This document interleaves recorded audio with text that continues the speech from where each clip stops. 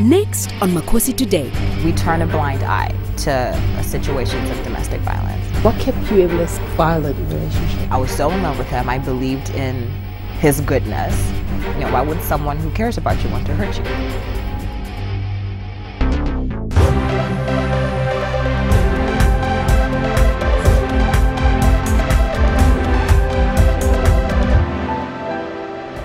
If it's never happened to you, it has happened to somebody you know.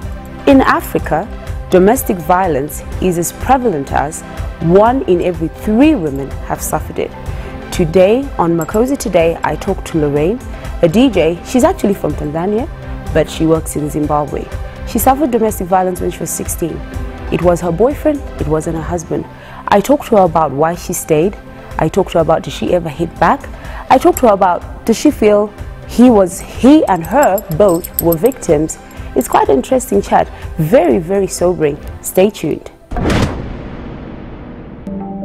In 2013, Oscar Pistorius is alleged to have shot his girlfriend, Riva Stenkamp. While the case is still in court, it has sent shockwaves around the world and got everyone talking about it. Domestic violence, a very touchy subject. Most cases are never reported, and those that are social taboo. Today, a brave woman breaks the silence. DJ LockNation opens up to Makosi. The king herself, King Lo. An interesting choice of name. Why King? Well, King came from, it's a nickname that I gave myself. What actually happened was I had my aha moment, you know, when I finally started to respect myself and love myself, and I knew exactly who I was, where I wanted to go, and I felt very strong and empowered. And I just remember feeling and saying, I feel like a king today, and it just stuck. And another part of that is I actually have an obsession with Beyonce, and she calls herself king. She's king too. Yes. Okay. So what's your background? Like, what did you study? Let's talk a little about you. Sure. My educational background is in business and development studies, and that's how I started off. I was in school in the United States, and after that I went into development studies. Right. And as soon as I was done with that, I moved back home and I started working in intellectual property. You also have a master's somewhere. You've just completed your master's? Yes, I've just completed my master's in intellectual property. You are a king. You're really smart. I try. I go to school. I do what they say I should do. Right. So now you went through a very hurtful period in your life. Yes. 10 years ago. Mm-hmm. Can I take you back there? Will you allow me to take you back there? Sure. What happened? 10 years ago, when I just started college, I was in a very young puppy love relationship, and unfortunately it turned into an abusive one, a physically and emotionally abusive relationship. And it was during that time that I went through some changes, and I found it very difficult to deal with the situation. How old were you? I was between 16 and 17. How did it start? The first punch, the first push, how did that start? It started from a basic argument over a very frivolous thing. You know, sometimes you even have difficulty remembering. Like, everyone's been in a relationship where you fight over this and that. And it was a fight that you would not think would turn into a physical altercation. And then after the first one, how many more times did he abuse you before you decided to walk away? It happened about 6 or 7 more times afterwards. And it's interesting that you said that I decided to walk away, because that actually wasn't it. I was lucky enough to have a very solid friendship and solid family around me at the time, who literally empowered me to move, who made sure that I wouldn't put myself in a situation where I would be harmed. Without them, you would not. And I honestly believe that without them, I probably would have stuck on a lot longer than. What kept you in this violent relationship? You know, if you had asked me that while I was in it, you would have probably just looked at me and wondered, what is she talking about? Because I'm probably sure the most common answers came out. Well, I love him. He won't do it again. But at that moment, and when I look back at it, I think that the main reason I stayed was because, one, I did not want to tarnish my image.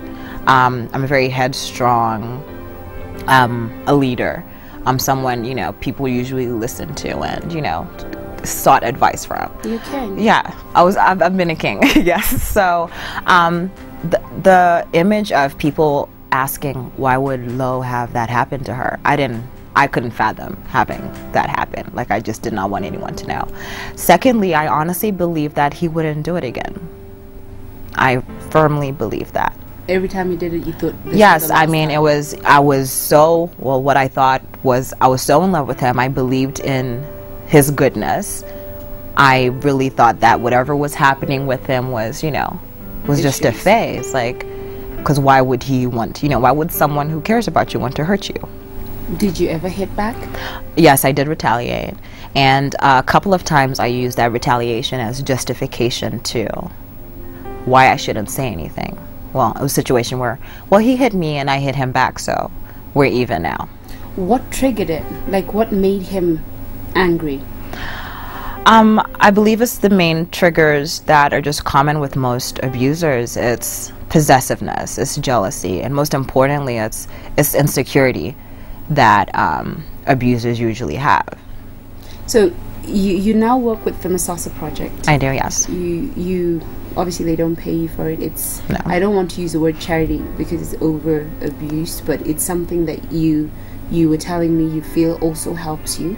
Yes, working with the Makosi Project, which is one of the organizations here in Zimbabwe that works towards advocating the end of violence against women.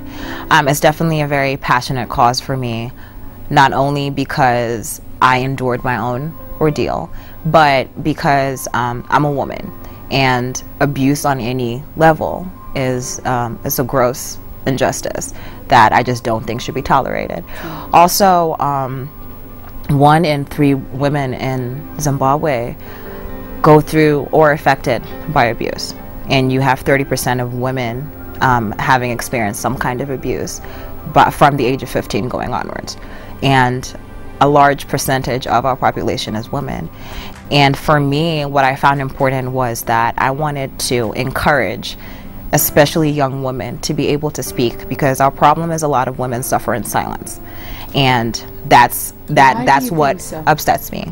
Why do you think we suffer in silence? It goes back to the same reasons why I suffered in silence for the bit that I did. It's because there's a stigma around that. Our African culture, I'm not saying it encourages it or condones it, however, we turn a blind eye to situations of domestic violence. And even though now in Zimbabwe we do have an act that makes domestic violence a crime, and awareness efforts have increased, however, it's still a problem. We still have a lot of cases. In fact, I think 60% of murder cases that go to the high court are mostly cases that have to do with domestic violence.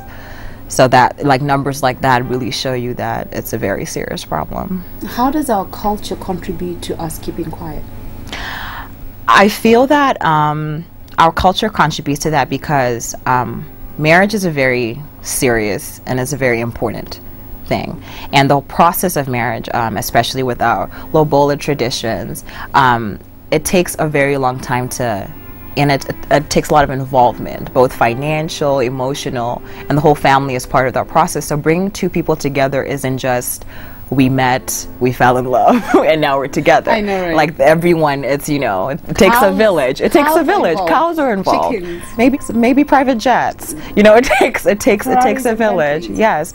So I think issues like physical abuse and emotional abuse have just been seen as hurdles you face through time, and we've never really taken the time to see the effects of these things and how actually wrong they are. Okay, so apart from the Makosi Project, you're also passionate about arts and culture. Yes, I am. And that's why you went and did the masters in what you did. Can you break that down to me? I'm sure. my passion for the arts and culture actually just intensified when I moved back home from America. I was so amazed and inspired by the arts and how much talent we had here, especially in our music industry and our fashion industry. And it puzzled me as to why it's not contributing to our development.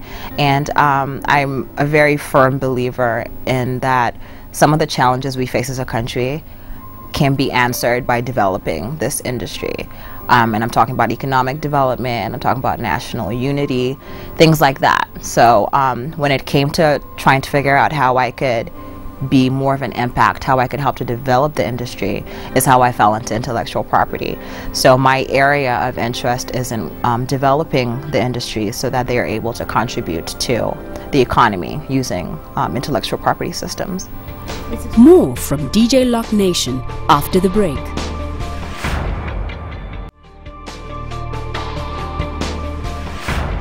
So we were earlier we were talking about, over tea actually, we were talking about sometimes we hold on to relationships because we scared to lose them, we scared to lose what we know already.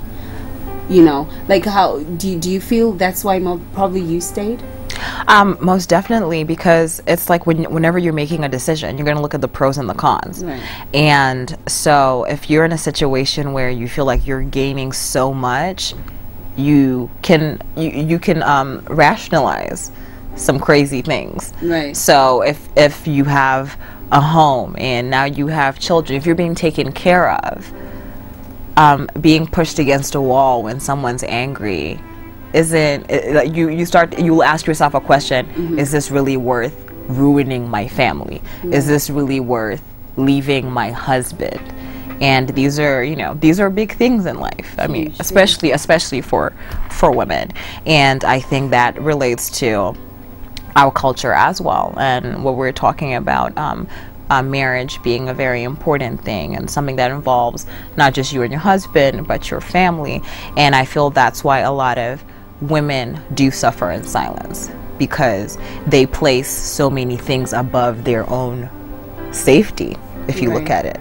And because you're not about happiness anymore, you're not exactly. So now you're thinking of your home, you're thinking of your security, and you're thinking of your children, and you're also thinking about what your family is going to say. Because usually what you see is when an altercation does happen, a woman will go back to her mother, her aunt, and sometimes the question is, what did you do? Right. Or go back and fix it, because this is something that can be fixed. Right. This is just a hump on the road. So you guys can take care of that. Than them losing their dignity of their child coming back. What I think the issue is, nobody really thinks into the future of how serious the situation can get. Right. Because just if you think about how it got to you being physically abused, there was yelling. Right. There was something, so it was escalating. So when I mentioned that 60% of our murder cases are domestic violence cases, that started from a shout, that started from a shove against the wall, and now you're dead. Or even passive abuse. Right. So yes, and it's also important to highlight that physical and sexual abuse are not the only kind of abuse that you can face. There's emotional and the psychological, and those hurt just as deep and take longer to heal, actually. Like this is for another day, but I'm a victim of emotional abuse. Why I think emotional abuse is probably worse, and you have to really confront it, is because nobody sees the marks on your body. Exactly. They see you played out. Mm-hmm. You come across crazy. You come across you're slashing his tires. You're burning his clothes, and because my producer and I were just discussing how men put so much value in their material stuff. So I found myself, like really ruining everything he owned, and I was the mad person. When we broke up, his family were grateful that he was delivered from me, but you do understand. Exactly, so, but as you know, this leads to my next question. What do you lose really? What did you lose, and what does a woman, an African woman, stand to lose if you stay in such a relationship, in abusive relationships? What I personally lost was time, because my situation was when I was younger, so it literally just put a halt on my development, because I blocked a lot of it. I kept a lot of it inside, and I never really faced it, and that was a part of me. So my growth was definitely impeded upon. However, when you suffer in silence, it's a personal torture. You know, you lose your dignity, and you're continually putting up an act of being happy and being together when you're not. So I could only imagine that is just tiring and stressful, if anything. And you're not being true to yourself. And I think that is something very valuable in growth and self-development.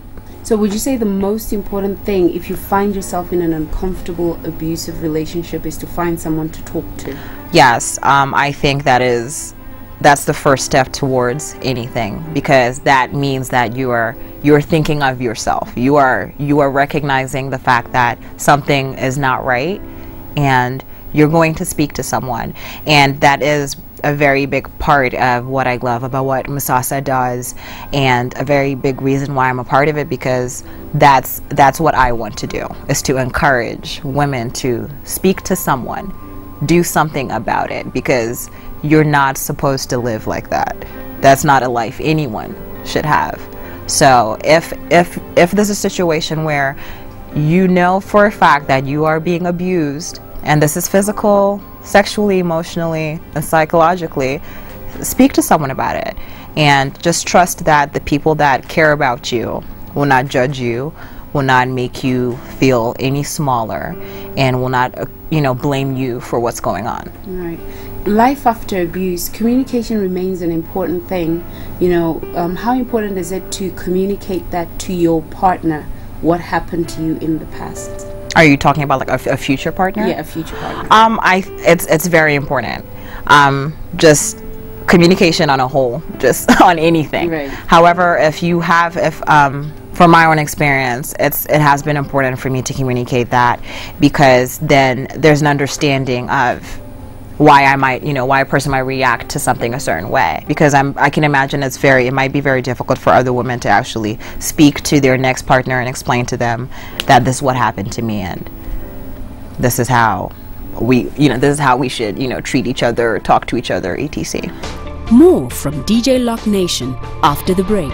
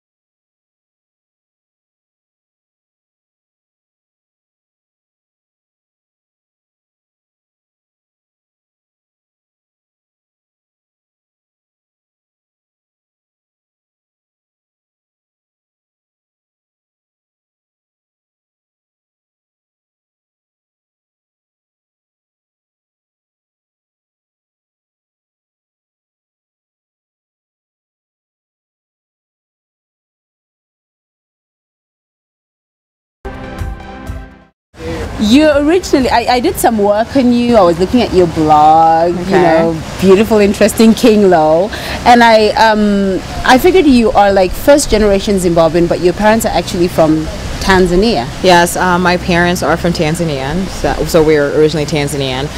They moved to Zimbabwe a year before I was born. Right. So I was actually born and raised here and recognize Zimbabwe as home. Right. So I like to say I'm a first generation. And you work on radio Zimbabwean. here. I do work on radio here. One of the things I found on your website that's interesting about your website, it's very first world. I'm not just saying it to you, it's Yeah. very first world. And you know, there are a lot of Africans coming back home, you being one of them. How did you adjust from America to Zimbabwe? Well, I think it's, I love the fact that you think that the site is first world, because 100% of my content is Zimbabwean and it's African.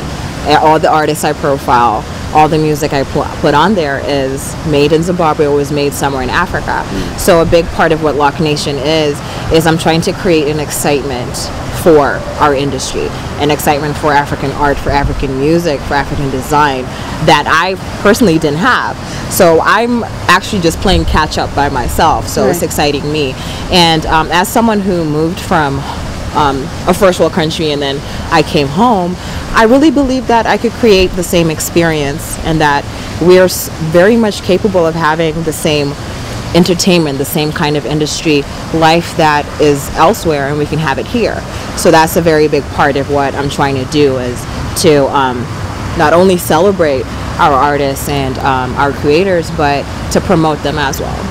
It must be wisdom then when they say you create your own world, because having spent the day with you, well, the morning with you, I kind of feel like I was in the first world. I kind of feel like I was in New York. We had a good time. We had a fantastic time. Thank you so much once again for coming on. So that was Lorraine Bugoya. Very touching story. If you ask me, on one hand, why would somebody stay for it to happen 8 more times? But on the other hand, domestic violence is not just physical. Personally, I suffered emotional abuse and I stayed for 2 years on. So I guess she could ask me the same question. You were being emotionally abused, why did you stay? And we also addressed issues of, is the man a victim? Personally, I think a man can only abuse a woman if he's insecure. It's got nothing to do with his childhood. I think it's got everything to do with insecurity. Until next time, take care of yourself and take care of each other. Zumba Dance Fitness is a Latin-based program. It keeps people on their toes. You've got your Bollywood, you've got your hip hop, so it's all mixed. Zumba is here to stay.